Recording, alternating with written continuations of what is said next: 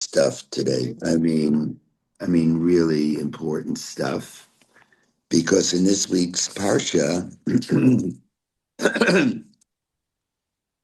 if my PR agent was the writer of the Torah that I believe was God, but whoever was the writer, I think Trump would have fired them. That probably doesn't say much. He fires everybody. But the text begins the Ten Commandments, the Aseret HaDibrot, which literally does not mean 10 commandments. It means the 10 statements or the 10 declarations. It begins, Onochi Adonai Elohecha, I am the Lord your God, very famously. Asher Hotzeticha Me'eretz Mitzrayim, who took you out of the land of Egypt. And in case you forgot, it continues, Mibet Avadim, from the house of bondage. One wonders why the need for those last two words. They had just exited from Egypt. And the reason I say that this is strange, and this is a question which is asked by Rabbi Judah Halevi, who was one of the great lovers of Zion. He once wrote that his heart and his soul and the spirit of the Baal Shem Tov, wherever I walk, I'm walking towards Jerusalem. I'm walking towards Israel. But still yet, I don't think I would have started with "I am the Lord your God who took you out of the land of Egypt and ultimately took you into the land of Israel." And so the question is, why not begin with the greatest achievement, the greatest manifestation of God's power, and that is God created the world. It should have said, Onochi Hashem Elokecha, Asher barati shamayim va'aretz. I am the Lord your God who created the heavens and the earth. So our goal this morning, in the few minutes that we have, is to compare the two approaches to God and to resolve why the Aseret HaDibrot, the 10 statements, the 10 declarations, again, commonly translated the 10 commandments, why it chose to speak about God who took us out of the land of Egypt and not the God who created the heavens and the earth. Now, one of the primary differences between these two events that we were at one, that is our pedigree, our past, our ancestors were at one, but they were not at the other. We were at the exodus of Egypt. Our ancestors experienced that exodus when we were taken out, but we were not. In fact, no one was at, as the Torah describes it, the creation of the heaven and earth. And so when one looks at the creation story, if it would have said, I am the Lord your God, could it have said who showed you how I created the heavens and the earth? It couldn't have said that. It could have said that I'm the Lord your God who created the heavens and the earth. And my best way of making that clear to you is asking you, look at the world. And you see that the world it's magnificent.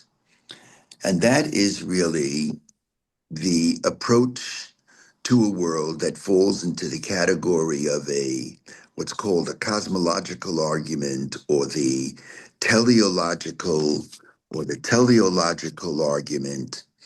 These are arguments that are really they're not proofs.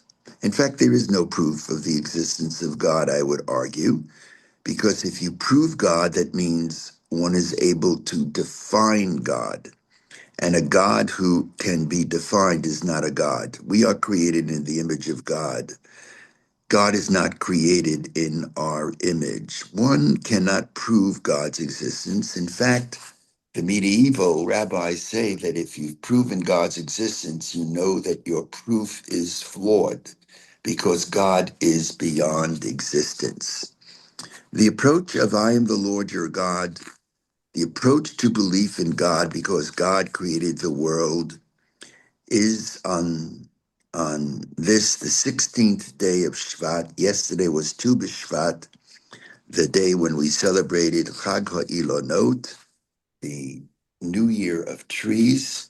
It's the Joyce Kilmer poem. When I was young, I really had, unfortunately, I must tell you, a poor education. But I do remember one poem we studied as kids, and that was the poem written by Joyce Kilmer. I think that I shall never see a poem lovely as a tree. And I still remember not the middle, but I remember the last two lines. Poems are made by fools like me, but only God can make a tree. I felt this very deeply when I was traveling to my dear David Kasher's wedding. David Kasher's ordained a Muslimah of Yeshivat Chovevei Torah, beautiful, beautiful young man. And I flew out to San Francisco and was picked up by another Chovevei rabbi, Shmuel Yankovitz. And from San Francisco, we traveled maybe 4 hours further north on this road at times that was twisting and turning, and we were amongst the trees, and they were the redwood trees. And we stopped, and I stood near the tree, and it was so humbling. You look up and up and up and up. Poems are made by fools like me, but only God can make a tree. So that's not the opening of the Aseret HaDibrot. The Jews were not there. Here the Aseret HaDibrot opens with, Onochi Adonai Elohecha. I am the Lord your God. Asher hotzeiticha me'eretz Mitzrayim. You were there. You saw how I took you out of the land of Egypt. Asher hotzeiticha me'eretz Mitzrayim mibet avadim. That is a very different approach to God. Whereas the first approach, if one wants to prove God from the existence of the world, is a cognitive intellectual approach. For example, what I mentioned before, the cosmological approach is the approach that energy and matter is not cannot be created, cannot be destroyed. It always exists. Or to put it simply, that we were created by our parents by their parents, going all the way back, who created the first thing, who started the world.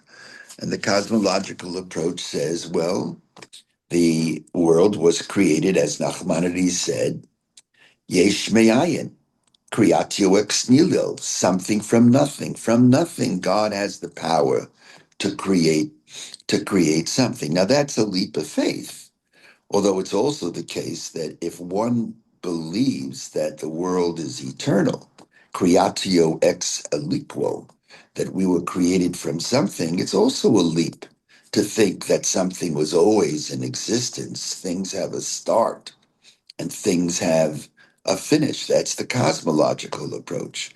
The teleological approach is an approach that's called the argument of design. When we look at the beauty of the world, when we look at an apartment building, the apartment building didn't just happen on its own.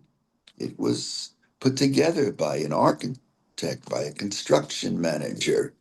I remember across the street from our children's apartment in Tel Aviv, Kikar Hamdina, they were putting up like a 30-floor apartment building, and I saw the way it went up. It was very, very carefully planned. The teleological argument says that there are so many necessary ingredients for the world to be that it is beyond the mathematical probability. And I've seen books in which it records the thousands of necessary ingredients. beginning from the fact that we exhale what we inhale, what plants exhale, and plants inhale what we exhale, photosynthesis. We exhale carbon dioxide, and that's something which the plants need. The plants exhale oxygen. I don't know if I'm getting it exactly right. I'm not a scientist, even a basic scientist. And that's what we breathe in. That is the argument of that's cognitive, the argument of science. Here, the argument that I took you out of the land of Egypt is the argument of an experience. I've experienced something that's very, very different. Or another way of putting it, it is the argument of encounter. We've encountered an experience. And from the depth of that experience, we have come to know God. How do I know? Because I experienced it. I literally experienced it. As a matter of fact, the rabbis claim that the word onochi is actually an Egyptian word, I. God is using an Egyptian word because that's the word that the Jews could identify with. Coming from Egypt, they understood the Egyptian language, although the Medrash says otherwise, but they probably understood the Egyptian language as well. I'm sorry, Ellen's not here. She would give us a whole treatise on this of blessed memory. I is an Egyptian term, something we experience. Anochi Adonai Elohecha asher hotzeiticha me'eretz Mitzrayim.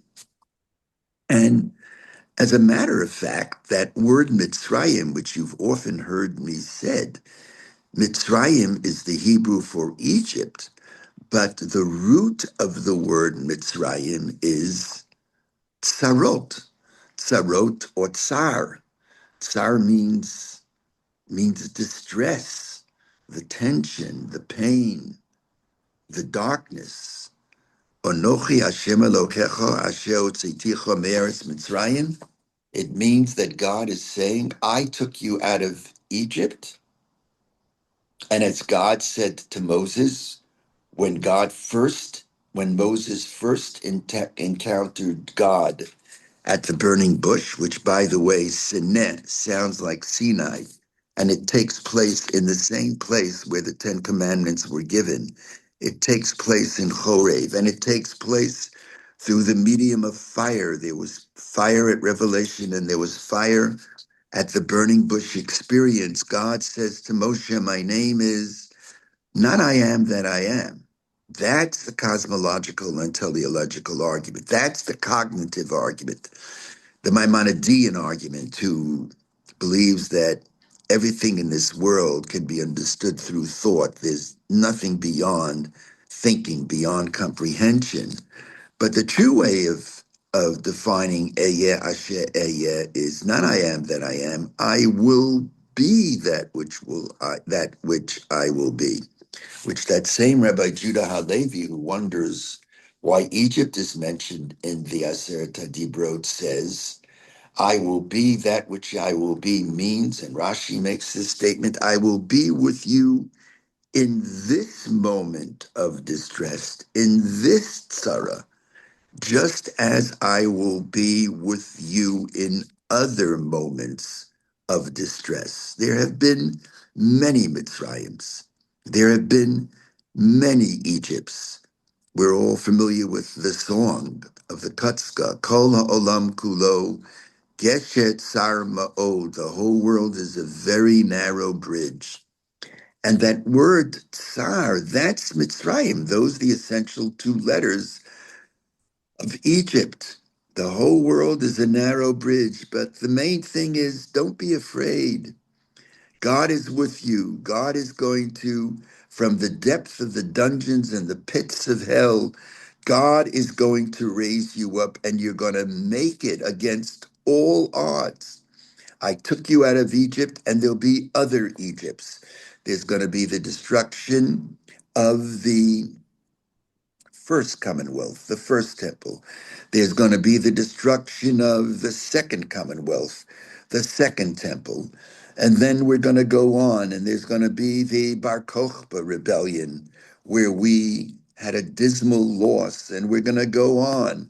And there's going to be the Crusades of 1200 years ago, when the Christian world was looking to destroy, annihilate the Jewish people. And there's going to be the Khmelnytsky pogroms, and then there's going to be the Kishinev pogroms of the early 20th century. And yes, there's going to be a Shoah. Who would have thought that we would have ever survived the Shoah? And yet, from the depth of that darkness, what you experienced is something illogical. You've made it. This is the God, again, I repeat the sentence, not of the God whom we relate to so much cognitively, but the God whom we relate to more so experientially. That's what this God is about. It's like love. How do we remember love? How do we know we are in love? We were in love. How do we know we're in love? Well, you can sit down with pencil and paper and you can argue it out. I love you for this reason. And yet, I think there's a deeper way of knowing one is in love, and that is just knowing. I just know I love you because I'm experiencing that love. And that experience is beyond is beyond what we're able to comprehend. And so the preferable way is to say, Onochi Adonai Elohecha asher hotzeiticha me'eretz Mitzrayim mibet avadim. I am the Lord your God. You're going to know me. You already know you because I took you out of distress. I took you out of the narrow places of Egypt, and I will in the future take you out of those narrow places as well. Precisely when you think that you'll not make it, you will make it. Toynbee says, the historian, we should be relegated to the ashes of history, the Jewish people. Our existence is illogical. And Toynbee was no friend of the Jewish people. And yet we do exist. We exist because there's something beyond us that raised us, that carried us, that helped us. As the Midrash says, Imo onochi bitsara, I am with you in distress. My son has pointed out to me, and he's a scholar of, of rabbinic history, of the end of the first Commonwealth and the second Commonwealth, that when the temple was destroyed for the second time, the Christian community was claiming, this is proof that your God is not God. After all, God has abandoned you. And as God has abandoned, so too should you abandon the Torah. And the rabbis very strongly responded, no, imo onochi bitzara. I am with you, God declares, even in your Sarah, or the way the Midrash says it, Shechina Bagola, the indwelling. The indwelling means God is my shachen, God is my neighbor, different appellative titles. God is my neighbor. He's always, always near me. He's always, always near me. Imo onochi batsara, I am with you in distress. Shechina, Shechina Bagola. And this really is a little bit of Tu B'Shvat. In Hasidic literature, on this, the day when we celebrate the new year of the trees, in Hasidic literature, they're not afraid to talk about this. Shlomo Carlebach made this famous, but it's in Hasidic literature. When the seed is put into the ground, the seed begins a conversation with the ground that is enveloping the seed. And the seed cries out, oh my goodness, it's so dark here. And you're crushing me. You're crushing me, it says to the ground. What are you doing to me? I was such a beautiful little particle, a little beautiful seed, and you're destroying me. Darkness, pressure. And the ground very lovingly turns to the seed and says, Al tichayesh, don't give up.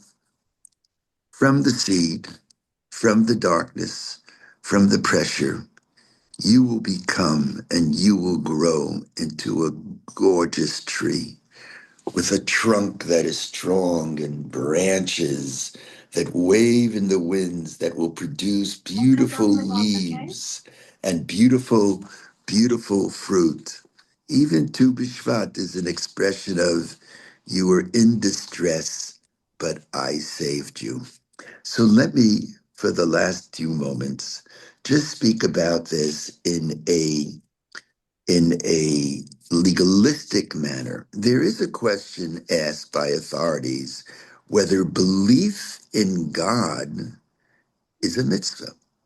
Is it a commandment to believe in God? Now, as you can well imagine, there are differences of opinion. But who is going to be the first who's going to say that belief in God is a commandment? Of course, it's Maimonides. He was the father and the mother of what is rational, of rationality. He says you can prove God. He's the God of, wait a minute, Breshit bara Elokim et hashamayim ve'et haaretz. I am the Lord your God who created the heavens and the earth. As a matter of fact, he looks at our sentence. Onochi Adonai Elohecha, I am the Lord your God, which at first glance doesn't seem to be a commandment.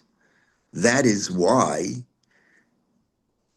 Anochi Hashem Elokecha means I am the Lord your God. What Maimonides does, he insists that the verb hayat, to be, is sometimes you have to put it into the phrase. In other words, Onochi Adonai Elohecha is an elliptical clause. There's something missing, and it should be translated, even though the literal translation is I am the Lord your God, the translation should be I am to be the Lord your God. It's implicit in the translation. That's Maimonides. If you look at the Maimonides Book of Commandments, Commandment 1, you must believe in God. You must believe in God. Well, Rashi, whom we quoted before, and Rabbi Judah Halevi, they don't believe that there is a commandment to believe in God.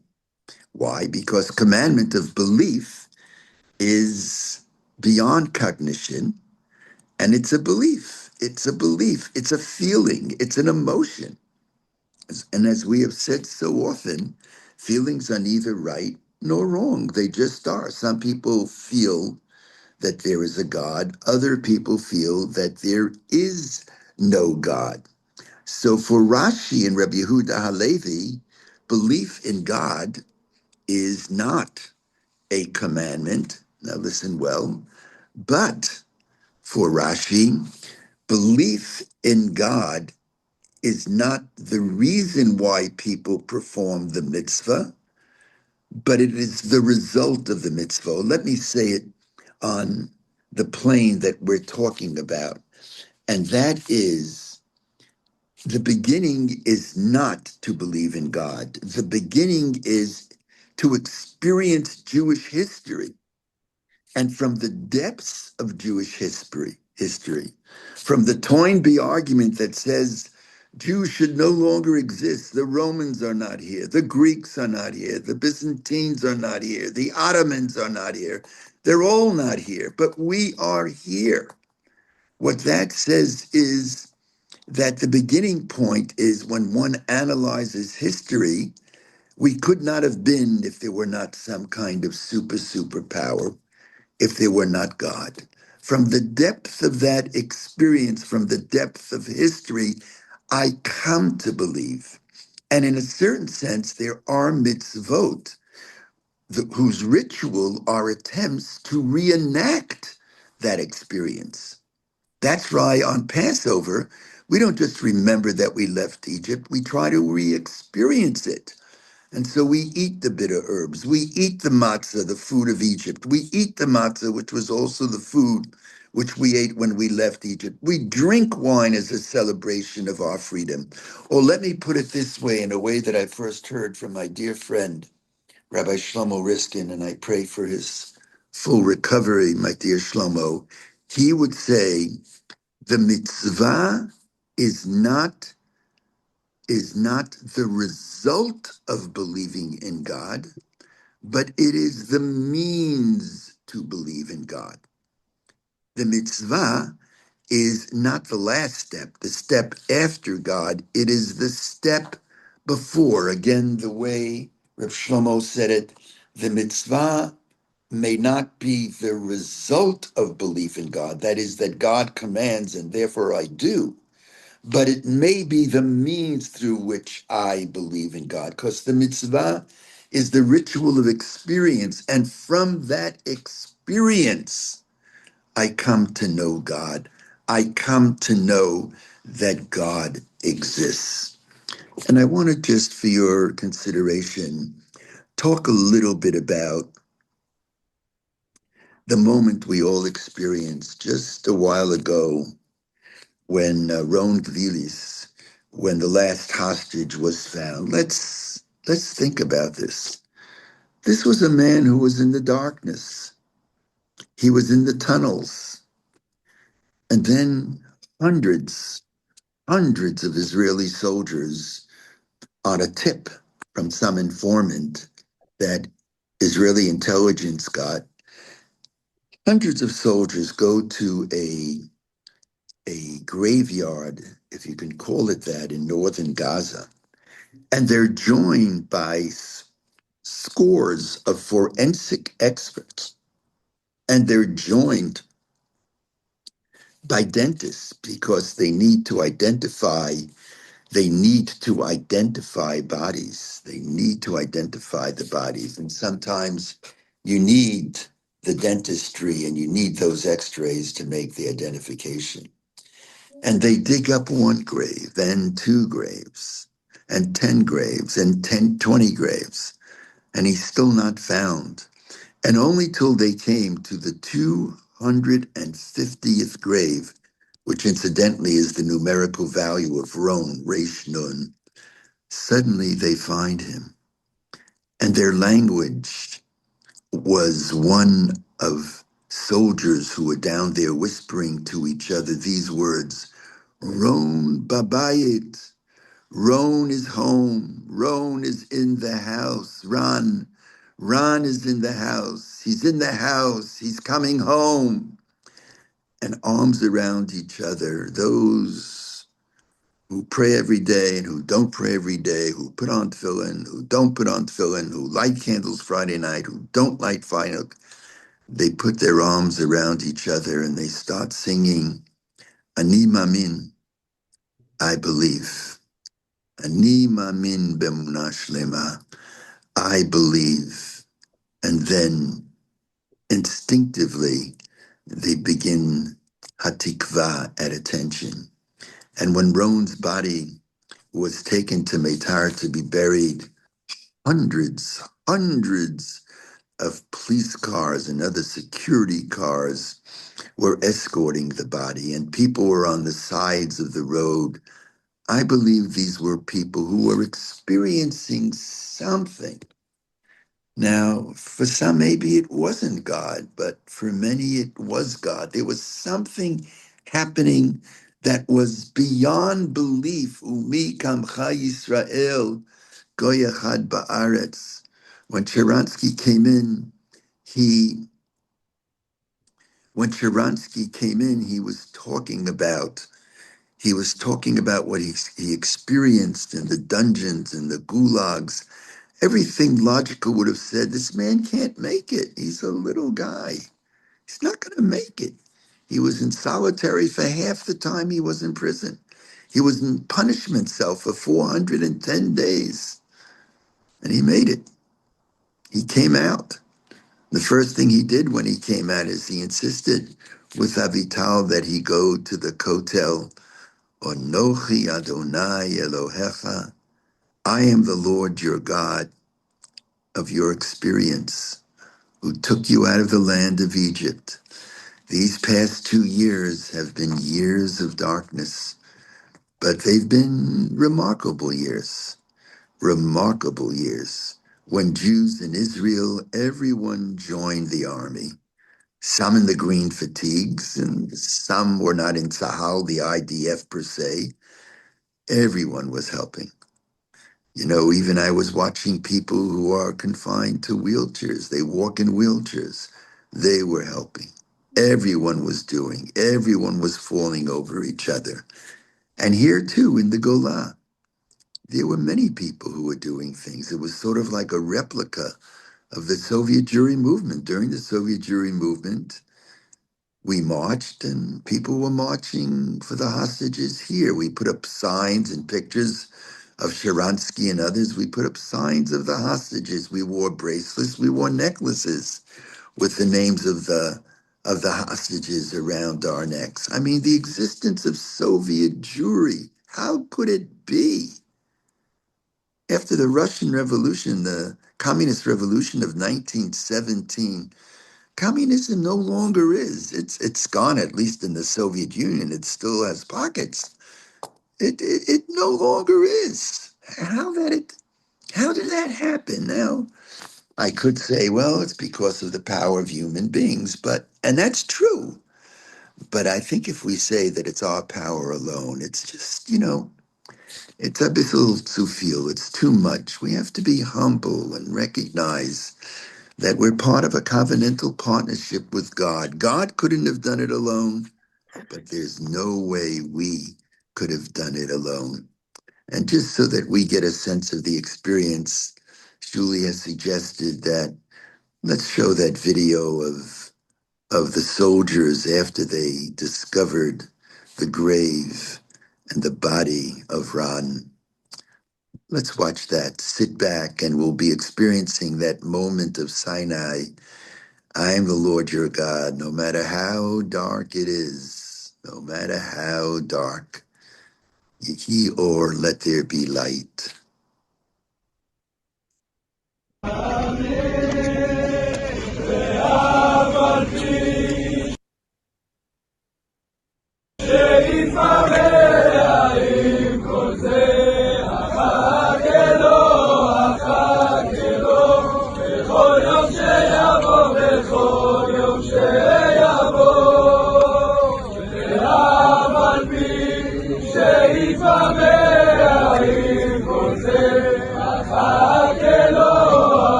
Sorry, I couldn't get the whole screen. Thank you so much, Julie, for that suggestion. And what we spoke about today, I consider amongst the, I hope that I was able to do it justice, but it's one of the most important matters and challenges and declarations and core values that there is to be discussed. So I'm looking forward to hearing from my Rebbes, from all of you, to hear your thoughts.